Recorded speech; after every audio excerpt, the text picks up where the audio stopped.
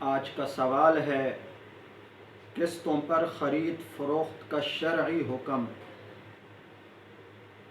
تو ہدایہ ثالث میں ہے الا یرا انہ یزاد فی الثمن لاجل الاجل لان للاجل شبہا بالمبیع۔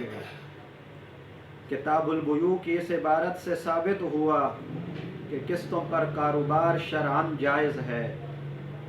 اگر کوئی شخص کوئی چیز 100 روپے کی جرنل حالات میں بیچتا ہے اور قسطوں کی وجہ سے وہ 150 کی، 180 کی، 170 کی جائز حدود تک رہتے ہوئے بیچتا ہے تو یہ جائز ہے، لیکن اس کے لیے شرط یہ ہے، شرط فاسد نہ لگائی جائے کہ اگر کوئی قسط وغیرہ شارٹ ہو تو جرمانہ دینا پڑے گا۔ اور اسی طرح جواز کے لیے یہ بھی ضروری ہے کہ وقت متعین ہو کہ جو چیز قسطوں پر خریدی ہے اس کے پیسے اجرت 3 سال میں یا 1 سال میں یا 3 مہینوں میں جتنا وقت بھی ہو اس میں ادا کرنا ضروری ہے۔